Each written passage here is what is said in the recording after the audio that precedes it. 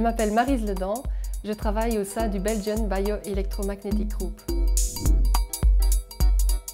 Je travaille au sein du Belgian Bioelectromagnetic Group, qui est un groupe de recherche qui s'intéresse aux effets potentiels sur la santé des champs électriques et magnétiques 50 Hz, ce qui signifie les champs liés au transport, à la distribution et à l'utilisation de l'énergie électrique.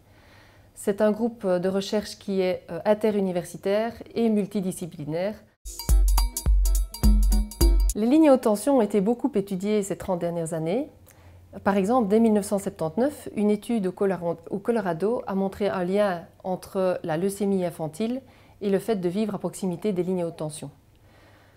Cette étude ne prenait pas en compte des mesures réelles de l'exposition des enfants, mais plutôt tenait compte des lignes qui étaient à proximité vraiment des habitations. Par la suite, les études ont essayé de mieux prendre en compte cette exposition et ont donné des résultats très divergents, parfois positifs, parfois nuls. Il n'était pas possible de conclure quant à la leucémie infantile.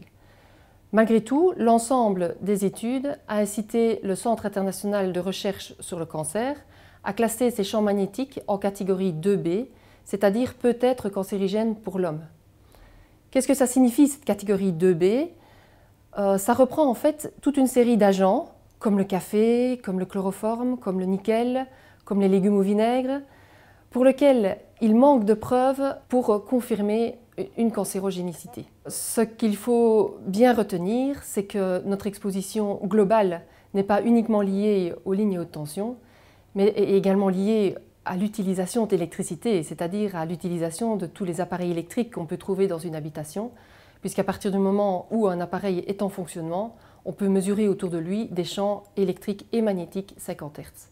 Et certaines études ont d'ailleurs montré que près de 60% de notre exposition globale était en fait due aux appareils électriques.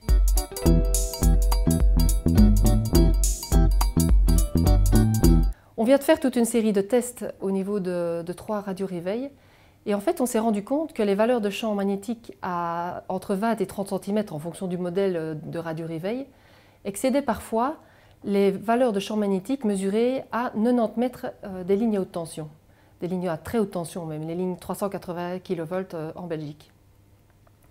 Alors ces valeurs qui sont mesurées ne signifient pas qu'il existe un danger réel et qu'en deçà de cette valeur, on se retrouverait dans quelque chose, dans une absence de danger. Tout au plus, on peut parler d'un risque potentiel. Je dois bien reconnaître que personnellement, suite à ces tests, je n'ai pas reculé ces radioréveils, mais éventuellement, si vous avez un doute ou si vous ressentez d'éventuels symptômes à proximité de votre radioréveil, il ne faut pas hésiter à le reculer d'une vingtaine de centimètres et vous serez alors dans des valeurs négligeables, puisqu'on sait que le champ magnétique diminue, l'intensité du champ magnétique diminue en fonction de la distance par rapport à la source. Et donc à 50 cm de radioréveil, en gros, vous êtes dans des niveaux de champ qui sont tout à fait négligeables.